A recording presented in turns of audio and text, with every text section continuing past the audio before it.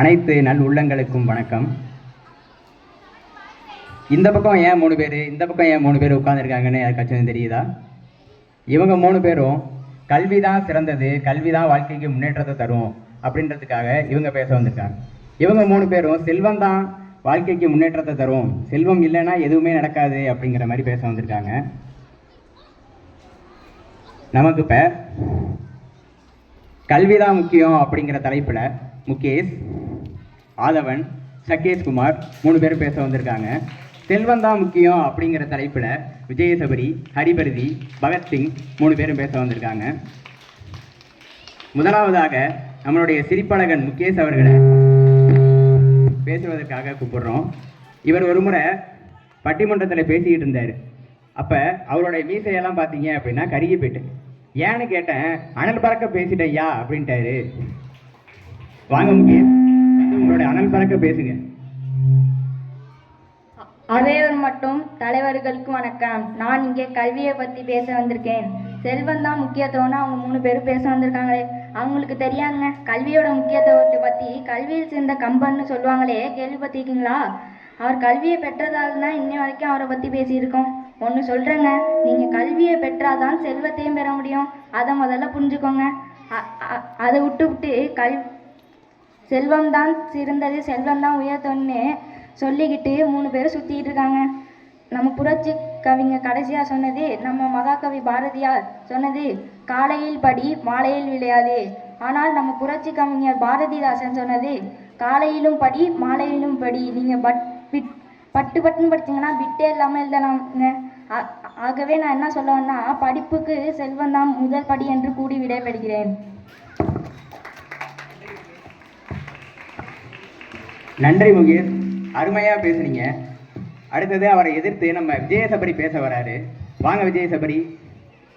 கல்விதான் எல்லாரும் சொல்கிறாங்களே, படித்தா மட்டும் உடனே கார் வீடு வந்துருமா, படிக்கிறதே சம்பாதிக்கிறதுக்கு தானே. அப்போ செல்வம் தானே பெருசு. செல்வத்தை வச்சு ஒரு திருக்குறளே இருக்குது, செல்வத்துள் செல்வம் செவிச்செல்வம் அச்செல்வம் செல்வத்துள் எல்லாம் தலை. எந்த ஒரு பெரிய பொருளாக இருந்தாலும் ஏன் கல்வியே செல்வத்தோட மதிப்பிட்டாலும் சொல்கிறோம் கல்வி செல்வம்னு. செல்வம்னு ஏன் எங்கள் கிளாஸ்லேயே செல்வம்னு ஒருத்தவங்க இருக்கான், கல்வின்னு வச்சு பேர் வைக்க முடியுமா? அதனால கடைசியாக ஒன்று சொல்கிறேன், காசு தான் கடவுள், கடவுள் தான் காசு. அருமை அருமை அருமையாக பேசினாருங்க நம்மளுடைய விஜயசபரி. அடுத்தது இரண்டாவதாக நம்மளுடைய ஆதவன் வந்து பேச வராரு. ஆதவனோட பேச்சே எப்பயுமே சும்மா வீச்சு மாதிரி தான் இருக்கும். வாங்க ஆதவன், பேசுங்க. அவையோருக்கும் நடுவருக்கும் வணக்கம். பணத்தை மட்டும் சம்பாரிச்சு படிக்காம விட்டா என்ன நடக்கணும் ஒரு குட்டி ஸ்டோரி சொல்றேன். ஒரு பணக்கார ஒருத்தர் பாலைவனத்துல போயிட்டு இருந்தாராம். அக்கம் பக்கம் யாருமே இல்லை, குடிக்க தண்ணி இல்லை, நடக்க கூட முடியற அவளால.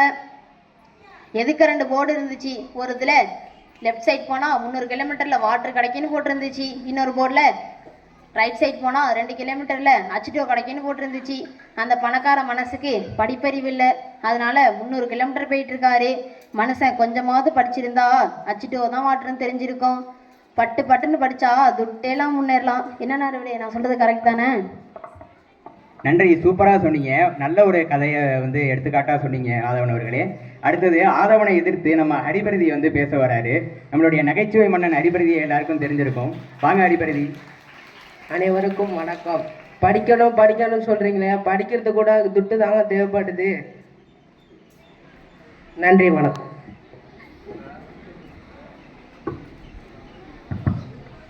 அருமை ஹரிபரதி, அருமை. ரொம்ப தெளிவாக அழகாக சொன்னீங்க. அடுத்ததாக ஃபைனல் ரவுண்ட் நம்ம சகேஷ்குமார் வந்து பேச வராரு. ஃபைனல் ரவுண்ட் எப்படி இருக்குன்னு பார்ப்போம், வாங்க. அனைவருக்கும் ஆசிய தின நல்வாழ்த்துகள் மற்றும் அனைவருக்கும் வணக்கம். கல்விதான் முக்கியம் தலைவர் அவர்களே. ஒரு தனி மனிதன் படித்து முன்னேறிய பிறகுதான் அவனுக்கு 2வதாக கிடைக்கக்கூடியது செல்வம். நல்லா புரிஞ்சுக்கோங்க. 8th உட்காந்துருக்க 3 பேர். முதலில் கல்வி, 2வது தான் செல்வம். நம்ம ஹரிபரதி சொன்னாரு, பணம் இருந்தால் தான் கல்வியே கிடைக்கும்னு. அப்போ கவர்மெண்ட் ஸ்கூலில் படித்தவங்களாம் எங்கே போனாங்க? ராமேஸ்வரத்தில் ஒருத்தர் பிறந்தவர். அவர் வந்து அரசு பள்ளியில் தான் படித்து இந்தியாவோட குடியரசுத் தலைவராகவும் அணு ஆயுத நாயகனாகவும் மாறினார். அவர் வேற யாரும் இல்லை, நமது முன்னாள் குடியரசுத் தலைவர் மறைந்த டாக்டர் APJ அப்துல் கலாம் தான்.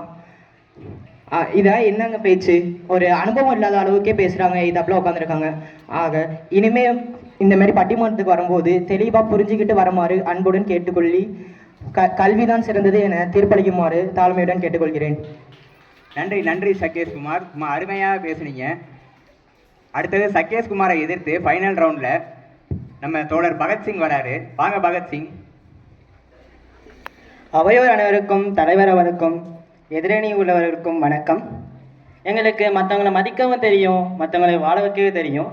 எதிரணியிலேருந்து நாங்கள் ஏதாச்சும் எங்கள் அணியிலேருந்து எதிரணியை பற்றி தப்பாக பேசியிருந்தா எங்களை மன்னிச்சுக்கோங்க. எதிரணி தலைவர் பேசினார், அனுபவம்னு ஒரு வார்த்தையை பயன்படுத்தினார். அவங்களுக்கு எத்தனை வயசு ஆகுதுன்னா 15 வயசு தான். எங்களுக்கும் அதே வயசு தான், அதே அனுபவம் தான் எங்களுக்கும் இருக்க போகுது. சரி, முதல்ல டாபிக் வந்துடுவோம். அதாவது தலைவர் அவர்களே, ஒரு தனி மனிதன் பெற்ற கல்வியும் பட்டமும் பயன்தரான்னு பரவாயில்ல, அவங்களுக்கு பென்ஷன்னு வரும், அது அவங்கள கைவிடாது. ஒரு புது கவிதையே அது ஒன்று இருக்கு. உங்கள் பெண்ணும் சன்னும் கைவிட்டாலும் பரவாயில்லை, உங்கள் பென்ஷன் எப்பொழுதும் கைவிடாத தலைவர் அவர்களே.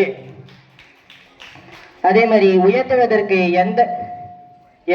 எது துணையா இருந்தாலும் அதை செல்வம் என்று ஒப்பிட்டு சொன்னால் மிக அருமையாக இருக்கும். கல்வி உங்களை உதவி செய்கிறதா? கல்வி செல்வம். ஞானம் உங்களை வழிவகுக்கிறதா? ஞான செல்வம். கலை உங்களை உயர்த்துகிறதா? கலை செல்வம். ஆகவே தலைவர் அவர்களே, இதை விட அவங்களுக்கு என்னதான் வேணும்? இதை விட தேவையில்லை, நாங்கள் ஒன்றும் வச்சுக்குவோம். எங்கள்கிட்ட புக்கு நிறையா இருக்கு, அவங்கள்ட்ட அமௌண்ட் நிறையா இருக்கும். நாங்கள் புக்கு அவங்கள்ட்ட தந்துடுறோம், அவங்க அமௌண்ட்டை எங்கள்கிட்ட தந்துட்டா இந்த எக்ஸ்சேஞ்ச் ஆஃபர், ஆசிரியர் எக்ஸ்சேஞ்ச் ஆஃபர் நல்லா இருந்துச்சுன்னா தலைவர் அவர்களே, நீங்களும் இதில் கலந்து கொண்டு லாபம் பெறுமாறு கேட்டுக்கொள்கிறேன். நன்றி, வணக்கம். அருமை அருமை அருமையாக பேசினாருங்க நம்மளுடைய தோழர் பகத்சிங் அவர்கள். இப்போ நிறைய கருத்துக்களை அவர் சொன்னார். பென்ஷன் நிறைய நமக்கு அவர் கருத்துக்கள் சொல்லியிருக்காரு. இப்போ அனைவருமே ரொம்ப அழகாக தெளிவாக நல்லா சொல்லியிருக்காங்க. எல்லாருடைய கருத்துக்களுமே நல்லா இருந்துச்சு. இப்போ நம்மளுடைய வாழ்க்கைக்கு கல்வியும் தேவை, செல்வமும் தேவைங்க. விவேகானந்தர் ஒரு முறை ஸ்கூலில் படிச்சுட்டு இருந்தார். அப்போ அவருடைய ஆசிரியர் அவர்கிட்ட 2 பையை கொடுத்து, ஒரு பை நிறைய அறிவு இருக்குது, இன்னொரு பை நிறைய பணம் இருக்குது, உனக்கு எந்த பை வேணும் நீ எடுத்துக்க அப்படின்னு சொன்னாராம். அதுக்கு விவேகானந்தர் உடனே பணத்தை எடுத்துக்கிட்டாராம். என்ன நீ பணத்தை எடுத்துட்ட, நானாக இருந்திருந்தா நேரம் அந்த அறிவை தான் எடுத்திருப்பேன் அப்படின்னு அவருடைய ஆசிரியர் சொன்னாராம்.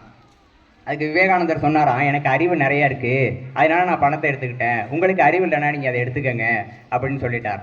இப்போ விவேகானந்தருடைய கருத்து என்ன அப்படின்னா, அவர்கிட்ட இப்போ 2மே இருக்குது.